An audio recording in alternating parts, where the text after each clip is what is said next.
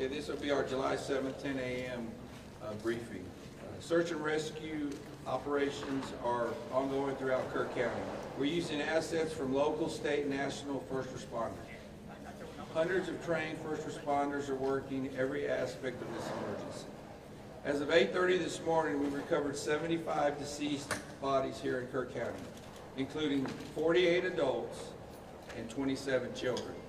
Of this 48 adults and 27 children, 15 adults and 9 children are pending identification.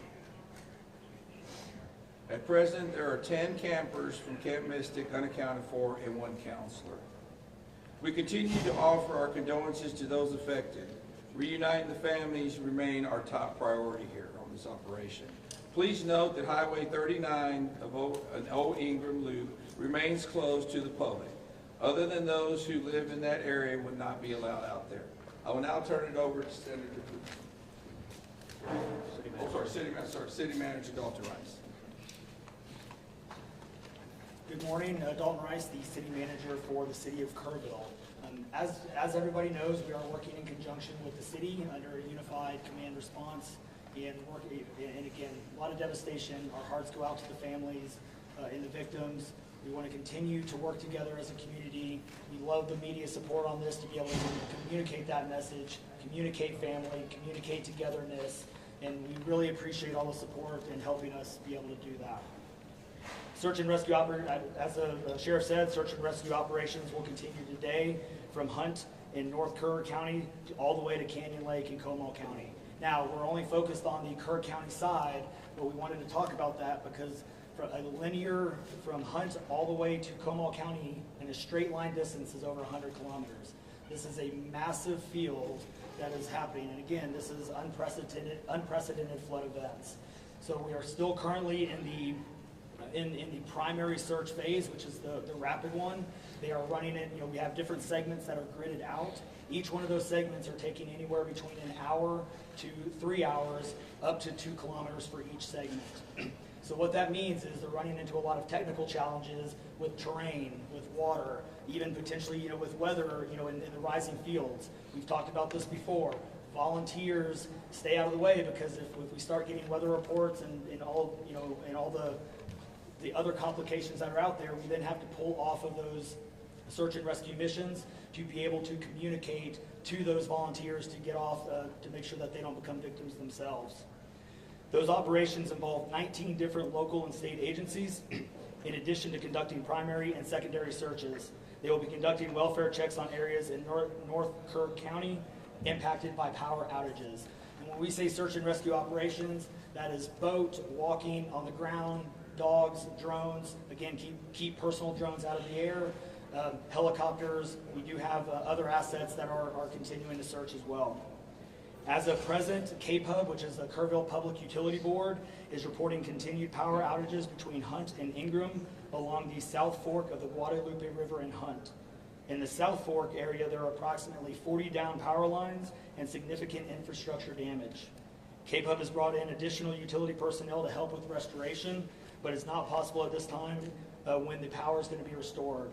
There are some substations along with those power lines that we are still trying to get access to just from debris buildup or them being completely wiped out. So we do not have an estimated time on when those are going to be fixed.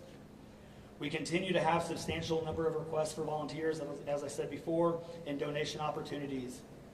We are asking those who want to volunteer to contact the Salvation Army in Kerrville by phone at 830-465-4797 or in person at 855 Hayes Street in Kerrville. Monetary donations can be made on the Community Foundation of the Texas Hill Country's website at www.communityfoundation.net. They have a Kerr County Relief Fund set up on that site. And I will now turn it over to the Mayor, Joe Herring. Thank you for being here. I need to tell my community and those families who are waiting, this will be a rough week. Primary search continues, and we remain hopeful every foot, every mile, every bend of the river. Our work continues. You need to know that we have been blessed with help from the community, from the state, and the nation. We have trained experts who are helping in this effort. If you want to volunteer, it is important that you contact Kerrville Salvation Army and register. Dalton gave that number, but I'm going to give it again. 830-465-4797. We need focused and coordinated volunteers, not random people just showing up and doing what they do. We need to work together. As Dalton said, donations have been flowing in from around the world to the Community Foundation. Again, that website is communityfoundation.net. Please follow the City of Kerrville's Facebook page for updates. They're accurate. We take a lot of time to make sure we send out information that will be helpful, not only to residents, but to those who are visiting. I've said this 100 times, and I will say it again. We need your prayers. We need your prayers. Thank you. And now, Senator Ted Cruz.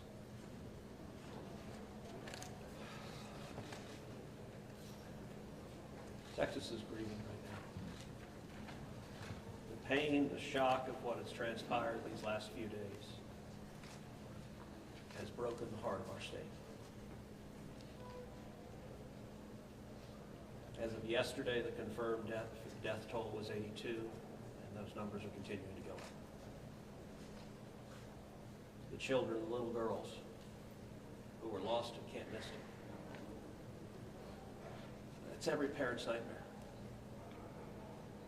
Every mom and dad. Last week, we were picking up our daughter from camp here in Hunt. Our girls have gone to camp here for a decade. The Hill Country is an incredible part of Texas, part of the country. The natural beauty here is incredible. The camps that have raised generations of little girls and little boys and instilled character and love and faith are extraordinary institutions. And I'll tell you, the pain in our state, and it's every part of the state. You've got Texans from all over the state who were here celebrating the 4th of July. A week ago, this was a time of great celebration. You're dropping your little girl off at camp, your little boy off at camp. You're celebrating Independence Day. You know that your child is going to be swimming, and canoes, and horseback riding, and doing archery, and making lifetime friends. And then suddenly it turns to tragedy. For the last several days, I've spoken to multiple parents, scared out of their mind. What, do you know anything? Where is my daughter? There's still 10 girls and 1 counselor from Camp Mystic that are unaccounted for.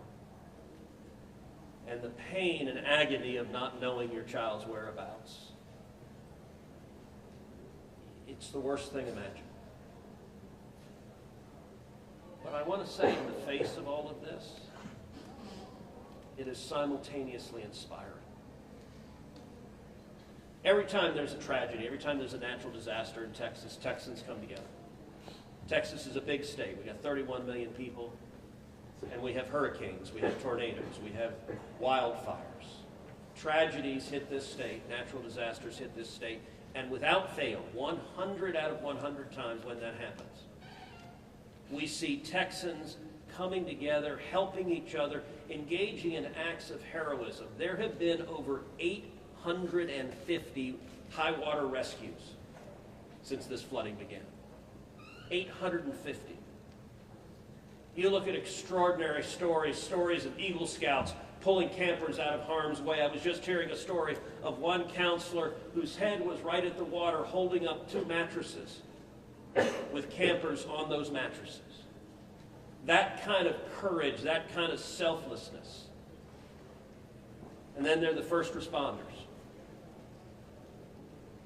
The local first responders, I want to thank every one of the first responders at the local level, at the city level, at the county level, at the state level, at the federal level.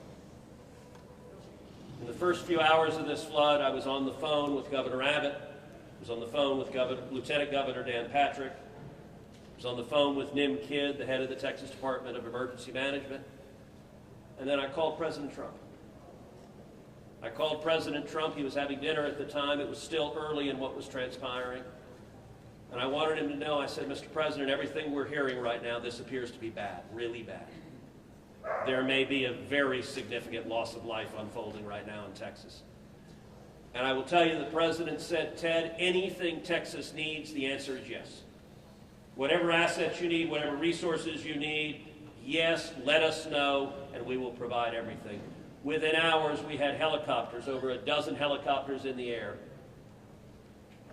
National Guard, DPS, game wardens, Coast Guard, doing search and rescue, reaching down. We've all seen the videos of little girls being pulled up, hoisted out of harm's way. Incredible courage and heroism. Search and rescue is the first stage. But the process of coming together and rebuilding is going to take longer. And I will say to all the grieving families, to all of those who've gotten the worst news imaginable, that your little girl, she's gone. I will say for many of us, those are friends and neighbors who've lost children. Got multiple kids who go to school with my girls.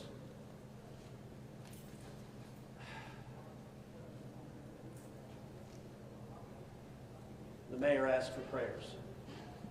And I want to say thank you to the millions of Texans, to the millions of Americans, to the millions of people all over the world right now who are praying for Texas and praying for those parents. Going through this grief, it is going to take love, it is going to take friends and family embracing and hugging and holding them while they weep. And it's going to take the church. With every disaster, one of the things we see here in Texas is the church steps up and the church helps and the church feeds and clothes and comforts. This morning I met with a group of chaplains who've been going through the incredibly difficult process of talking to mom and dad after mom and dad who just lost the most precious person they ever knew. And those chaplains are just trying to love them and show God's love. So I want to say we will come through this. To those in the midst of grief right now, that might seem hard to fathom. But Texas will come through this. And I just want to say thank you. I want to say thank you to these gentlemen here who are working. They are not sleeping. They are working every day. Thank you to the families. Thank you to the Salvation Army. Thank you to everyone who is just reaching out and saying, how can I help? We will come through this, and we'll come through this together. Thank you. And now we'll take questions. Senator, you talked about how you know kids here, how you've taken your own kids to camp. Was it ever communicated to you that there was a need, that it was a priority to have a warning system so people had a chance to escape something like this? Well, listen, I think anytime you're dealing with major rivers, there's a risk of flooding, and there's always been a risk of flooding, particularly on the Guadalupe River. I will say, in the wake of every tragedy, there are things that are predictable. One of the things that's predictable is that you see some people engaging in, I think, partisan games and trying to blame their political opponents for a natural disaster. And you see that with the hurricane, with the tornado, with the wildfire, with this flooding, where people immediately say, well, the hurricane is Donald Trump's fault.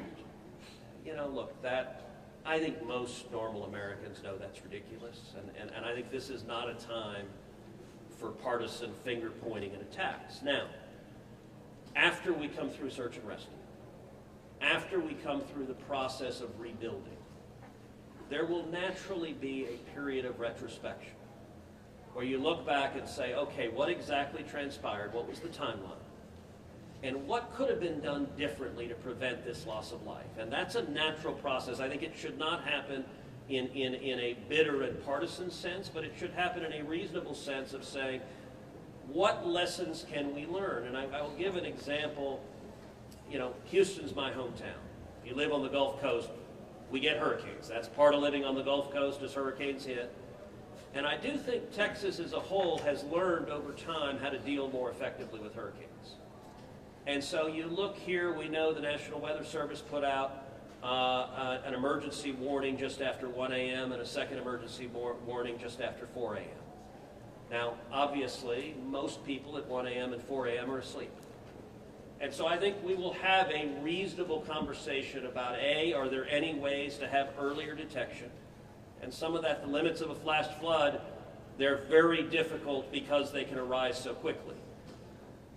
But everyone would agree in hindsight, if we could go back and do it again, we would evacuate particularly those in the most vulnerable areas, the young children in the cabins closest to the water. We would remove them and get them to higher ground if we could go back and do it again. Obviously, everyone would. The people in RVs by the river's edge. We know in disasters like this, RVs and mobile homes are particularly susceptible, whether a flood or a hurricane or a tornado, they're particularly susceptible to that. And so my hope is, in time, we will learn some lessons to implement to next time, and there will be another flood, there will be another disaster. But next time there's a flood, I hope we have in place processes to remove especially the most vulnerable from harm's way. But I think that's going to be a process that will take a careful examination of what happened and how can we implement processes better in the future to prevent this same loss of life. Senator, there were claims that the National Weather Service sent that first flash flood warning that should have alerted phones at 1:14 in the morning. But we have a federal public database maintained by PBS Warn, that says the first emergency alert wirelessly here in this area to Kerr County was not until after 9 a.m. That was more than 4 hours after the severe flooding had come to this area. Did you know that? Have you seen that? And what's your response, knowing the state and cuts to the NWS in recent months by this administration? So I don't know the source for what you're saying. All of the public reporting I've seen is that there were two alerts that went out, one just after 1 a.m., one after 4 a.m. You know, I can tell you, I talked about the partisan finger pointing. I think there have been some eager to point at the National Weather Service and say cuts there led to a lack of warning. I think that's contradicted by the facts. And if you look at the facts in particular, number one, that these warnings went out hours before the flood became a true emergency level. But number two, the National Weather Service here, New Braunfels is where they were headquartered. They had additional manpower. In fact, they had 3 additional people working that night, anticipating that it was going to be a very dangerous weather situation. I also think it's worth noting that the National Weather Service Union, which has been very critical of the DOGE cuts, has publicly said that they don't believe that the reduction in staffing had any impact whatsoever on their ability to warn of this event. And so, look, I think it is reasonable over time to engage in a retrospective and say at every level what could have been done better, because all of us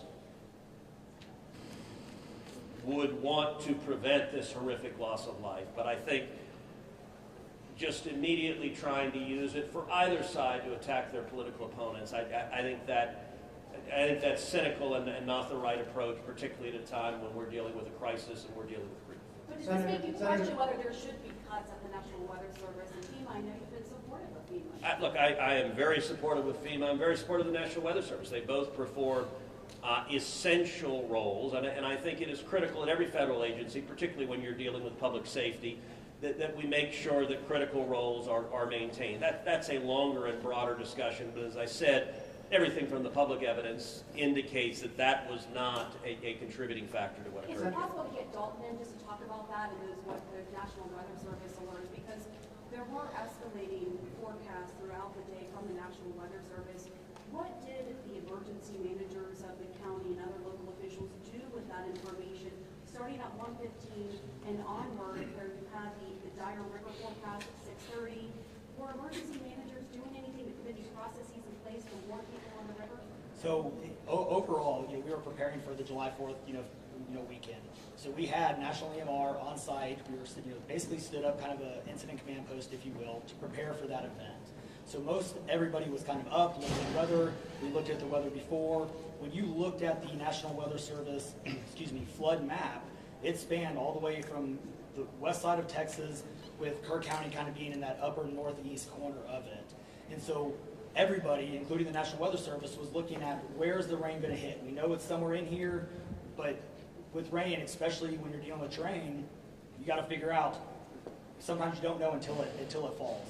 So once it starts falling, then you got to figure out, okay, how's the watershed going to do this? How's the science going to work? And when you have that north and south fork that we had talked about before, it all converged into one.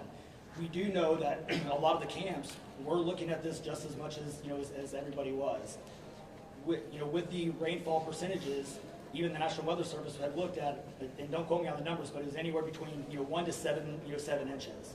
We got significantly over that. And again, when it goes into very congregated areas and how that watershed shifts into the rivers, that impacts things.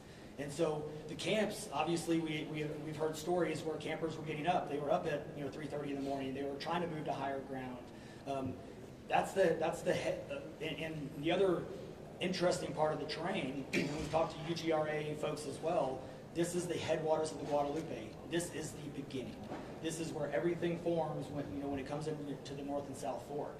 And so as those things develop, it develops very rapidly, very quickly, and this rose very quickly in a very short amount of time. And so those campers that were able to do that, it worked. There's been the other question, I'll just give this one out. Evacuation. Well, why don't we evacuate? Well, evacuation is a delicate balance, because if you evacuate too late, you then risk putting buses, or cars or vehicles or campers on roads into low water areas trying to get them out, which then can make it even more challenging, because these flash floods happen very quickly as well. And so we saw that in 1987, but was there We're any gonna call discussion for last about question. earlier when it wasn't too late? Was there any discussion about that among the officials? Repeat your Sorry, question. Was there any discussion to evacuate or activate any emergency plans before it was too late, where it would be very dangerous like that? Well, so again, just like disasters in Texas everywhere, it's very tough to make those calls, because what we also don't want to do is cry wolf. We don't want to make sure that we activate it at the right time. It is very difficult, very challenging, especially with this. We're looking at 100 kilometers, right? That's a big straight line distance. That's not even along the river. These areas take a lot of time to get out to. So even when first responders were on the ground at 3:30 in the morning, and we had reports, we had first responders that were getting swept away, actually responding to the first areas of rainfall. That's how quick it happened. First responders who have experience, who are Swiftwater qualified, were driving to as soon as the rain started falling, were driving to these areas, and one of them got swept off the road. So well, David, One John, last question, everybody, one last question. Between 1 and 4 a.m. from local law enforcement to the camp, saying, I know you can't get buses in an hour, but was there anyone telling the camp between 1 and 4 a.m., you need to get the girls to higher ground, at the very least, even if they have to walk up there in the rain, as many of them actually ended up doing? Was there any communication from local law enforcement or anyone at that camp between 1 and 4 a.m.? That I don't know off the top of my head. What I do know, though, is there's 55,000 people in Kerr County. Kerr County is a massive, massive area. From here to those camps is 45 minutes on a good day. And so, obviously one of the big challenges that we have, even when you have cell service, a lot of those areas don't even have cell service. Radio communications towers, radio towers within the hill country becomes very challenging.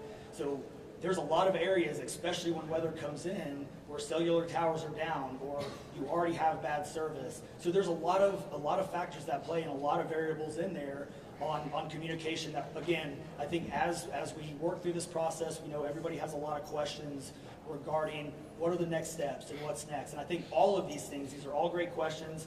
And as we continue search and rescue and as we continue to move to the next step, we definitely want to dive in and look at all of those things, from cell service tower to to radio communications, emergency alerting, any of those things. I think we all really need to take a look, look at and review, and we're looking forward to doing that once we can get this search and rescue and stuff. In regards to the total number of, before I say anything else, I just want to say thank you to you, to all the first responders, everyone involved. We've been praying. Thank you. We've been praying. The media's been praying. Thank you guys for doing that. I've got two questions. One for you, trying to get an accurate count on number of missing. I know you can't. I know we don't know we don't know what we don't know. Yes. But do we know a rough idea on total estimates that are still missing overall throughout the county? And then one other follow-up, this may be for Senator Cruz. A lot of speculations being made about this being somehow man involved with the weather modification, with some of the rainmaker technology, working with farmland. Do you think any of that, is there going to be any investigations into that, or can you communicate anything on that? Let me answer your first question. I'll definitely turn that second one over. So, on the first question, with missing persons, so obviously we have the knowns, the can't miss the kids, which is the numbers coming down as the sheriff has stated, and then we have the unknowns, but we don't know what we don't know. We actually have a 5 hotline line. It fluctuates between 3 and 5, but we're working on it. We get calls 24 hours, 7 days a week. We haven't hit the weeks yet, but we're still taking in calls. We are collecting all that information.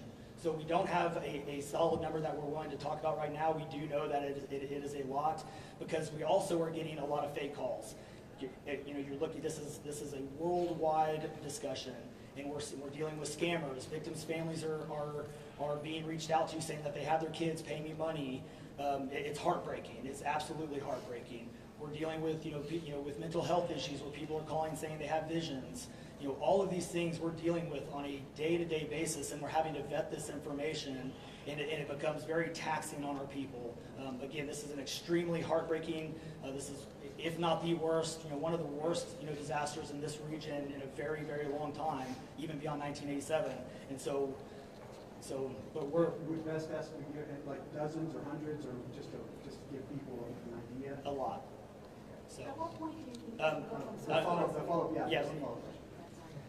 Yeah, And not to get into the weeds on, people are asking lots of questions, and where should we start the investigations after? to the best of my knowledge, there is zero evidence of anything related to anything like weather modification. And look, the internet can be a strange place. People can come up with all sorts of crazy theories. What I know is a reality is that a whole lot of Texans are grieving right now.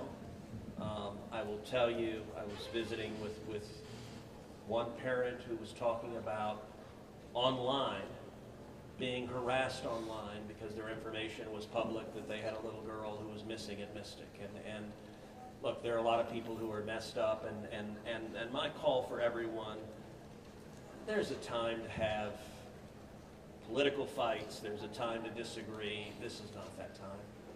This is a time just to reach out, support each other, go volunteer at the Salvation Army, give them money, go volunteer at your church, go. You know what I did when this happened? Just go hug your kids. Because I got to tell you, I hugged my girls with tears in my eyes, because every one of us who's a parent, there but for the grace of God go I. And nothing will fill the void in these moms and dads' hearts, but they'll make it through it.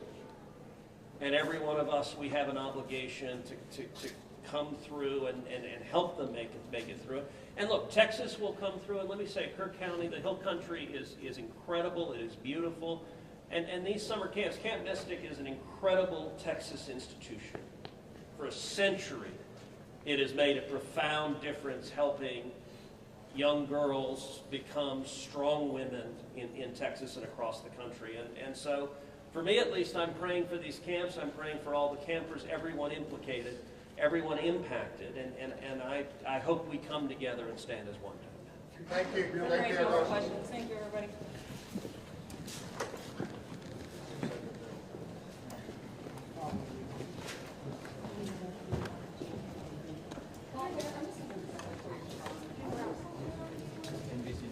Hey, good morning, folks. If you were not here earlier, I put out some housekeeping notes. I want to repeat that. A couple of important things to note. Temporary flight restriction is still in effect.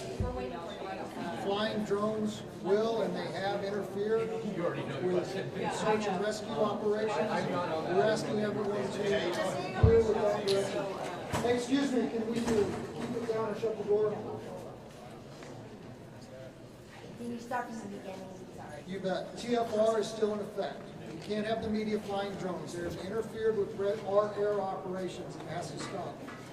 It's our intent to set aside an hour each day to make some of our leadership available to y'all for one-on-one interviews. This is above